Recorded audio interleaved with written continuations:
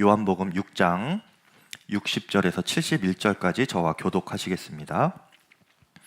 제자 중 여럿이 듣고 말하되 이 말씀은 어렵도다 누구와 들을 수 있느냐 한데, 예수께서 스스로 제자들이 이 말씀에 대하여 수군거리는 줄 아시고 이르시되 이 말이 너희에게 걸림이 되느냐.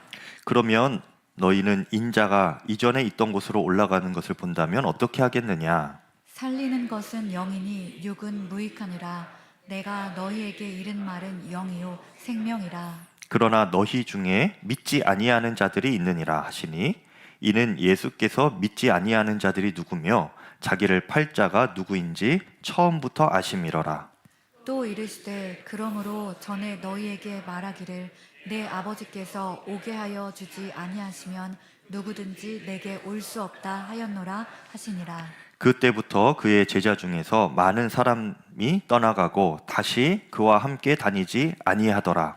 예수께서 12 제자에게 이르시되 너희도 가려느냐. 시몬 베드로가 대답하되 주여, 영생의 말씀이 주께 있사오니 우리가 누구에게로 가오리이까?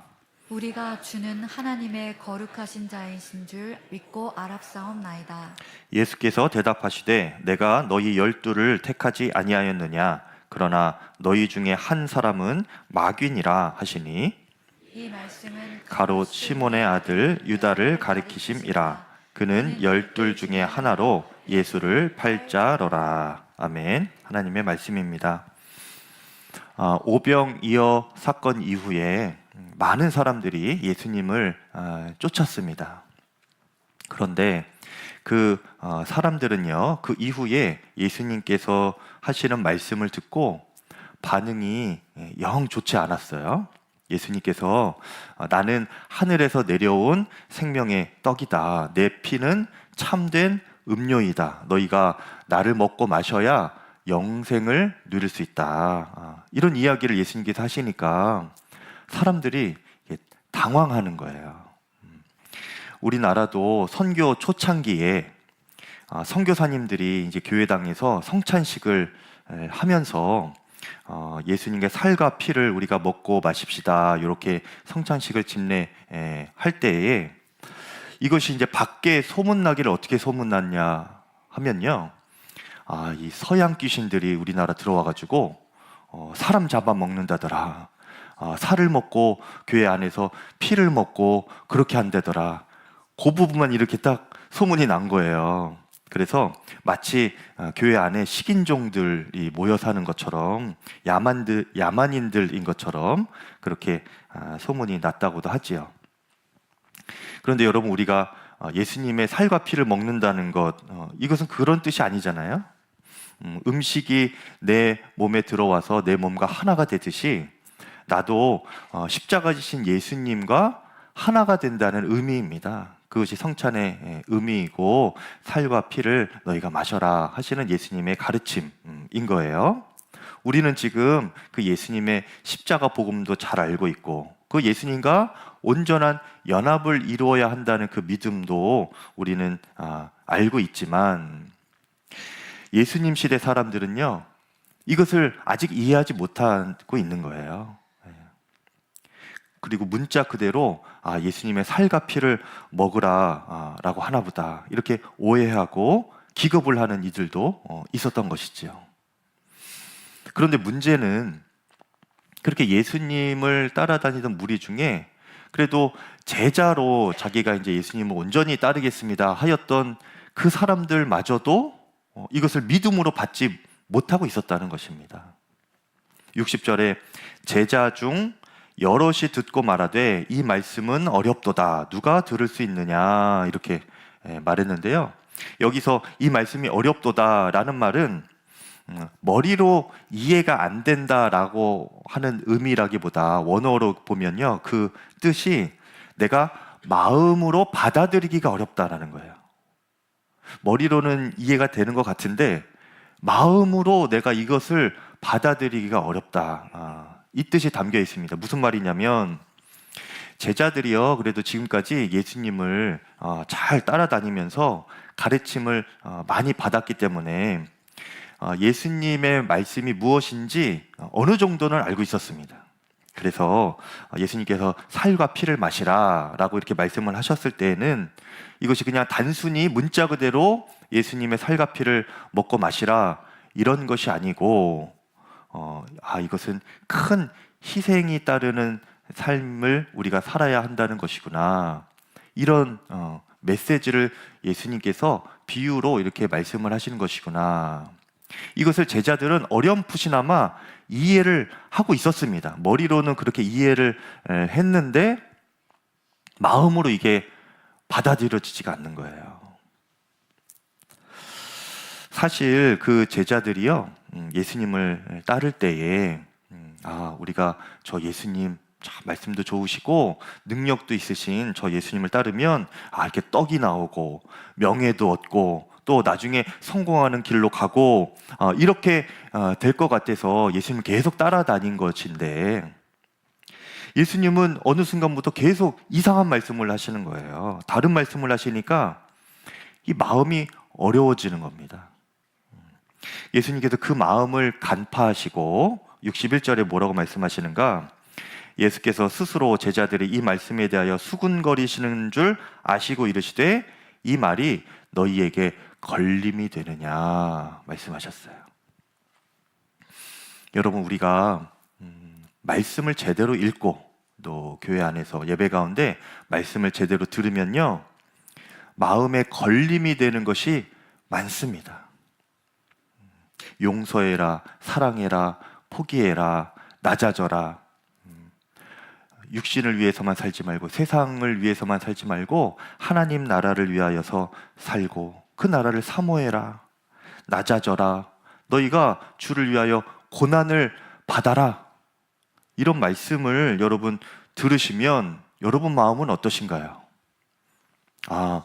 이것이 정말 예수님을 제대로 믿는 것이지, 이것이 십자가의 길을 따르는 것이지 라고 하면서 받아들이시는 분이 있는가 하면 이런 이야기 자체가 충격적으로 다가오시는 분들이 계세요. 내가 그렇게까지 믿어야 되는 건가?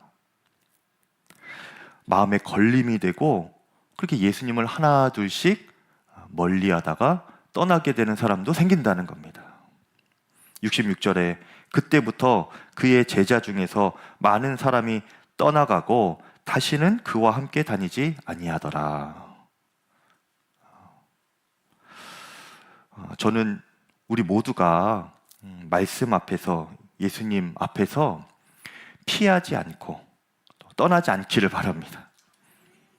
나에게 걸림이 되고 또 불쾌하게 들릴지라도 그 말씀이 내 생각을 교정하시는 말씀이구나, 그 말씀에 내 마음을 맞추게 되는 저와 여러분 되시기를 바랍니다. 그런 태도로 살아갈 때에 우리에게 영의 생명력이 부어지는 거예요. 머리로는 이해가 안 돼도, 내 육신의 마음으로는 동의가 안 돼도 주님의 말씀에 내가 맞추게 되면 주님께서 깨닫게 하시는 영적인 세계의 눈이 열리게 되는 것이고요, 영적인 지식이 우리 가운데 심겨지게 되는 것입니다. 그럴 때 우리가 믿음으로 순종을 할 수 있게 되는 거예요. 그런 영의 눈이 열리길 바라고 영적인 생명력으로 살아가시기를 바랍니다. 그런데 마귀는요, 우리가 그렇게 우리의 영이 살아나고 영적인 눈이 뜨이고 믿음으로 살아가는 것을 마귀는 싫어하죠. 방해합니다. 우리가 육신으로만 생각하게 하고 말씀을 들어도요, 마귀의 생각, 육신의 생각에 이끌려서 그렇게 말씀을 해석하고 적용하게 만들어요. 여러분, 오늘 말씀에서 우리가 특히 경각심을 가져야 할 것은요, 오늘 예수님의 말씀을 듣고 예수님을 하나 둘씩 떠난 사람들이 다름 아닌 예수님의 제자들 중에서였다는 것입니다. 이 말은요, 오늘날 우리가 이렇게 교회에 모여 있어도 우리 중에서도 마음이 마귀에게 사로잡히면 말씀을 육신의 귀로만 들으면서 그렇게 말씀을 마음에서 쳐내고 걸림이 된다고 하여서 밀어내고, 그리고 심지어는 예수님을 떠나는 자들도 얼마든지 생길 수 있다는 말입니다. 다른 사람 볼 것 없이 나 자신이 그렇게 되지 않기를 여러분 점검하실 수 있기를 바랍니다. 그런데요, 더 무서운 것은 무엇이냐면 마음이 그렇게 마귀에게 사로잡혔지만 마귀에게 마음이 사로잡혀서 예수님 멀리하고 떠나는 것도 문제이긴 하지만 그렇게 마귀에게 마음이 사로잡혀 있는데도 떠나지 않는 사람이 있다는 거예요. 예수님의 말씀을 듣고 다른 제자들이 이제 다 떠납니다. 많은 제자들이 떠나요. 그리고 이제 예수님의 12제자만 예수님 주변에 이렇게 남았어요. 그래서 예수님께서 이제 약간 그래도 힘이 빠지시겠죠. 좀 마음도 낙심이 될 만하고. 그래서 제자들에게 67절에 남아있는 제자들에게 이렇게 물어봅니다. 너희도 가려느냐? 그런데 그때 역시 우리의 수제자 베드로가 또 한 건을 합니다. 지금까지 그런 상황, 예수님의 낙심될 어떤 그런 마음을 반전시키는 아주 놀라운 고백을 하지요. 68절에 시몬 베드로가 대답하여 이르되 주여 영생의 말씀이 주께 있사오니 우리가 누구에게로 가겠습니까?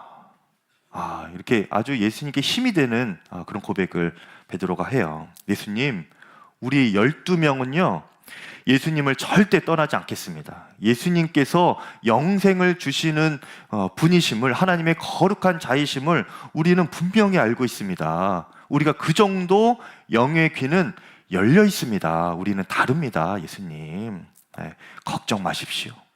이렇게 예수님께 지금 고백하는 거예요. 호언장담을 하고 있죠. 그런데 베드로가 아직 모르는 것이 있었습니다. 미처 알지 못하는 것이 있었는데 70절에 보니까 예수님께서 이렇게 대답하십니다. 예수께서 대답하시되 내가 너희 12를 택하지 아니하였느냐? 그러나 너희 중에 한 사람은 마귀니라. 이 말씀은 가롯 시몬의 아들 유다를 가리키심이라 말씀하셨습니다.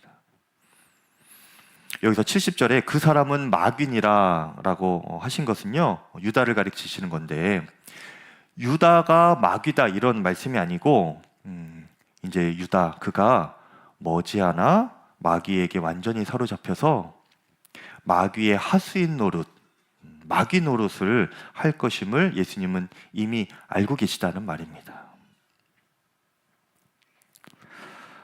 단지 예수님 말씀이 마음에 걸림이 되어서 떠나는 정도가 아니고요, 예수님 말씀이 마음에 걸림이 되기도 하지만 마귀에게 완전히 더 사로잡혀서 아예 예수님을 떠나지도 않고 예수님 옆에서 마귀 노릇하려고, 배반하려고 그게 남아있는다는 거예요. 더 무서운 사람 아닙니까? 오늘 가장 나누고 싶은 말씀, 하나님께서 저에게 강하게 좀 전해라 하시는 말씀이 바로 이 부분입니다. 우리 중에도요 여러분 마귀가 있습니다. 마귀는요 우리가 숨 쉬는 곳이면 어디든지 마귀가 있어요. 예수님께서 계시는 곳이라면 그곳에도 마귀가 있습니다.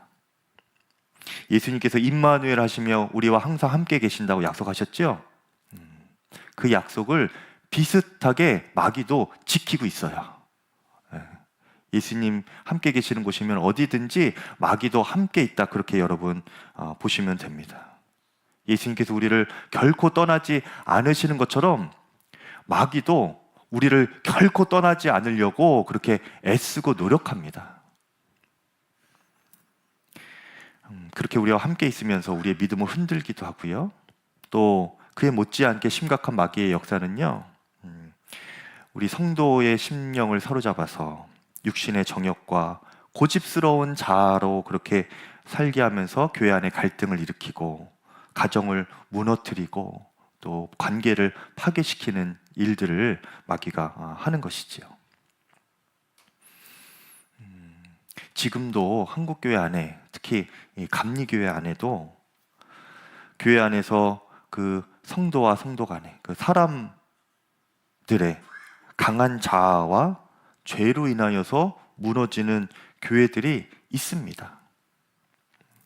구체적으로 이름을 언급하기도 참 슬프고 민감한 일이기에 이름을 언급하기는 어렵지만 100년이 넘은 교회들인데도 또 교인이 수천 명이 되는 교인인데도 돌이키지 않는 몇 사람으로 인하여서 죄와 자아로 똘똘 뭉친 몇 사람으로 인하여서 교회가 갈라지고 또 수많은 성도가 떠나고 교회가 무너져가고 있어요. 그것이 지금도 일어나고 있는 현실입니다, 여러분. 누가 그러겠어요? 그 사람이 마귀라는 것이 아니고 마귀가 그렇게 교회 안에서 역사하고 있다는 거예요. 교회만 그런 것이 아닙니다, 여러분. 가정에도 직장에도 학교에도 우리가 살아가는 모든 영역에서 마귀는 여전히 우리와 함께 하면서 그 삶과 하나님의 일을 무너뜨리려고 애쓰고 있는 것입니다. 그래서 예수님께서는요, 에베소서 4장 27절에 마귀에게 틈을 주지 말라고 했어요. 마귀에게 틈을 주지 말라. 틈만 보이면 들어오려고 하는 것이 마귀라는 겁니다. 특히 에베소 4장 26절에 마음에 분을 품지 말고 해가 지기 전에 너희가 풀어라 이렇게 말씀하고 있는데, 우리가 마음에 분을 내는 것, 화를 내는 것, 이것부터 우리가 조심해야 되는 거예요. 제가 이 말씀을 주초부터 이렇게 계속 묵상하면서 유독 이번 한 주간 제가 화를 많이 냈어요. 짜증을 유독 많이 냈어요. 돌아보니까 우리 목사님 또 간사님께 너무나 죄송합니다. 제가 마귀 짓을 했더라고요, 여러분. 돌아보니까 진짜 마귀의 역사구나. 이 교회 또 이 사역 무너뜨리는 게 다른 사람이 아니라 내가 될 수 있겠구나, 그런 생각이 드는 거예요. 틈만 보이면 무너뜨리려고 하고 갈라지게 하려고 하고 넘어지게 만드는 것이 여러분 이 마귀입니다. 우리가 마귀에게 마음이 사로잡히면 안 되는 거예요. 그러니 우리가 여러분 이따가 예배 후에 청소할 때 우리가 이것을 잘 훈련을 해야 됩니다. 청소하려고 하는데 뭔가 안에서 뭔가 올라오려고 한다, 뭐 자아가 올라오려고 하고 고집이 부려진다, 이렇게만 해야 될 것 같다, 이렇게 생각이 들고 이 갈등이 일어나려고 하면은요, 여러분 마귀구나, 이것을 알아야 돼요. 한번 해볼까요? 마귀구나. 네, 마귀구나. 네. 이것을 상대하게 하면 안 됩니다. 여러분, 상대가 마귀구나 이렇게 하면 안 되고요. 내 안에 마귀가 이렇게 부추기는 거구나. 나를 향하여서 내가 내 심령에 소리쳐야 되는 거예요. 마귀구나. 그렇게 하면 여러분 싸움이 안 납니다. 상대를 향하여 마귀구나 하면 싸움 나죠?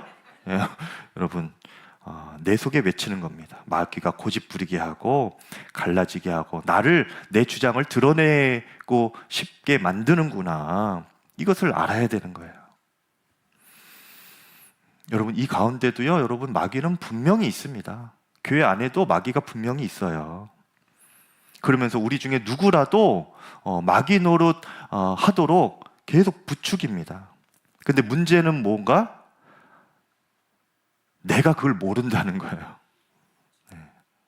내가 마귀 노릇하는 것을 나 자신은 모릅니다.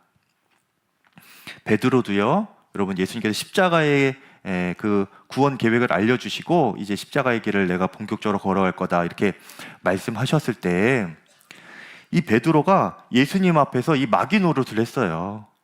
악마 노릇을 했습니다.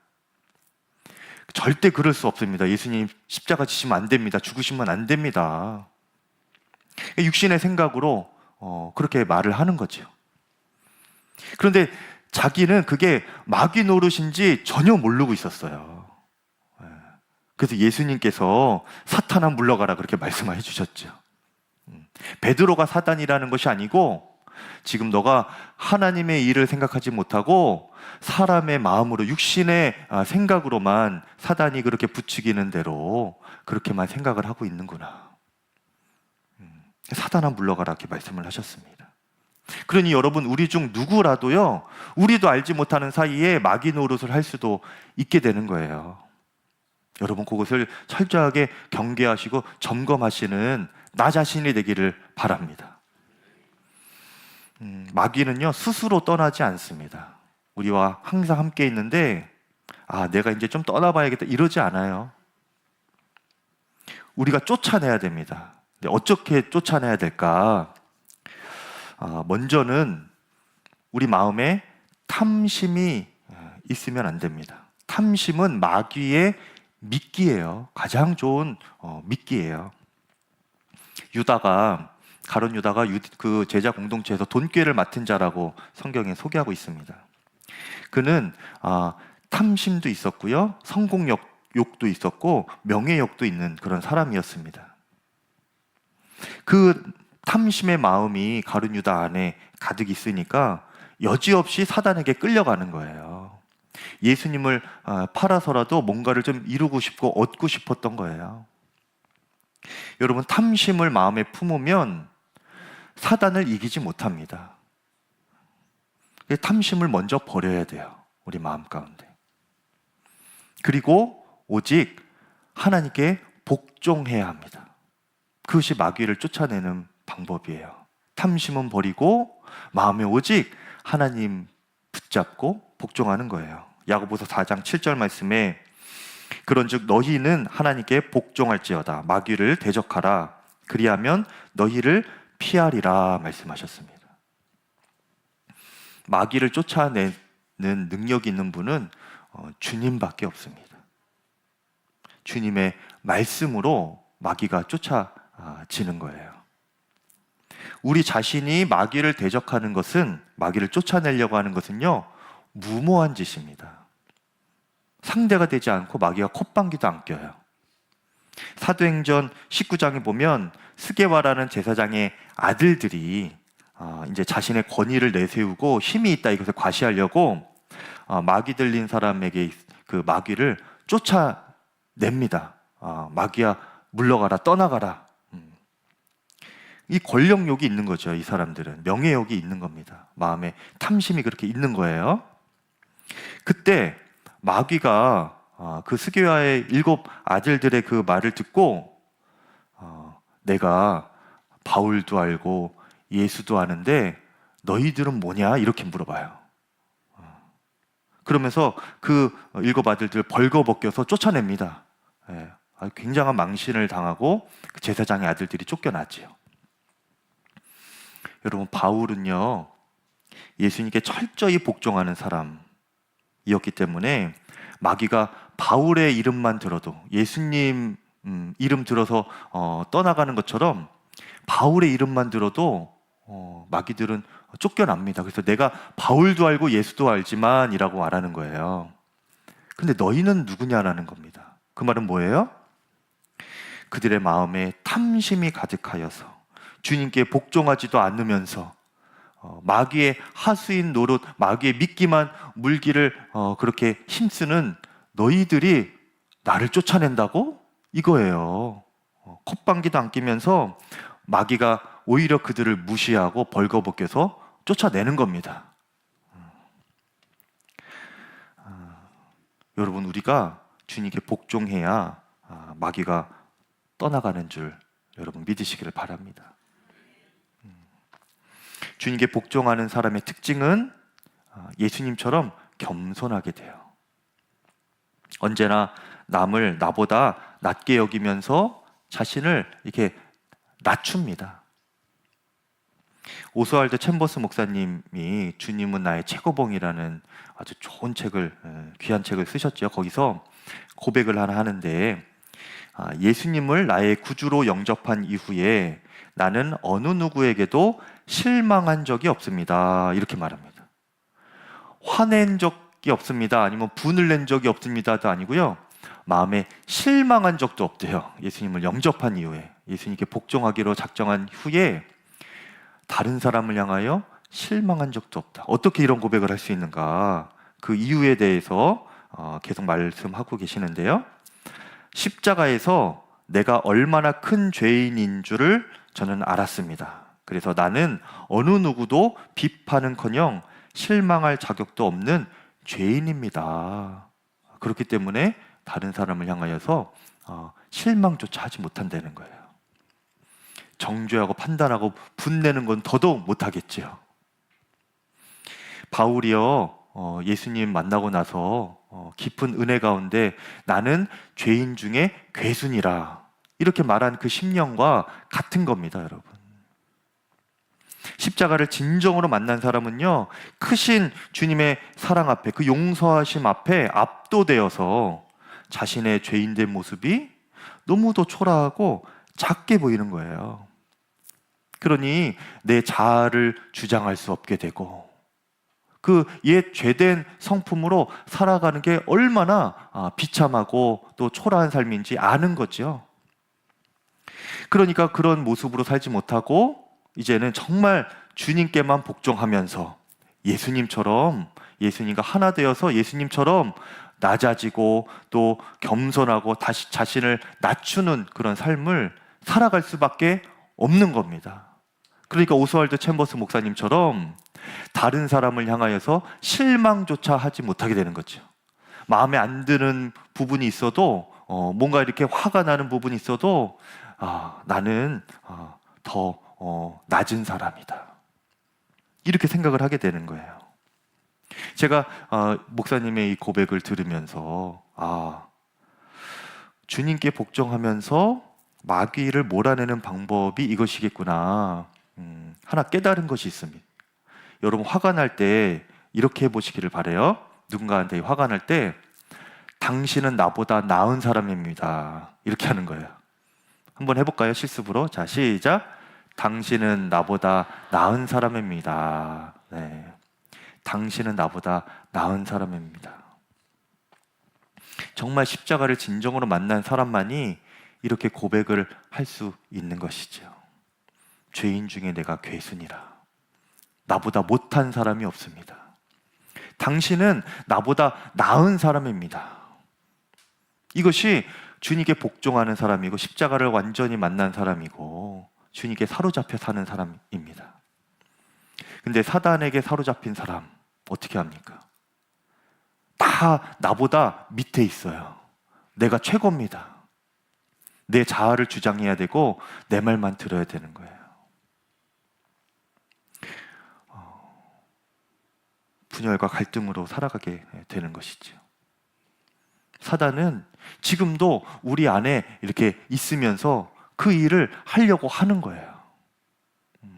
문제를 일으키고 갈등을 일으키고 관계를 깨트리려고 하는 겁니다. 그러면서 교회가 무너지는 거죠. 가정이 무너지는 거죠. 직장과 학교 또 나와 관계된 모든 영역 가운데 그렇게 관계가 깨어져 가는 것입니다. 마귀는 우리 가운데 항상 있고 스스로 떠나지 않는다는 것을 여러분 꼭 기억하시기를 바랍니다. 쫓아내야 돼요. 어떻게 쫓아냅니까? 주님께 복종하며 쫓아내는 거예요. 주님께 순종하는 마음, 당신이 나보다 나은 사람입니다. 십자가의 주 예수님처럼 그렇게 하나님께만 복종하면서 주의 뜻을 이루고 또 다른 사람들을 섬기면서 낮아짐과 겸손으로 여러분 살아가실 때에 마귀가 우리 삶 가운데 떠나가고 하나님께서 주시는 영의 생명으로 그 생명력 넘치는 은혜와 역사하심이 우리 가운데 충만하기를 간절히 축복합니다. 그 주님의 마음을 우리에게 주시기를 우리가 찬양하고 함께 기도하겠습니다. 주님 마음 내게 주소서. 다 일어나셔서 함께 찬양하고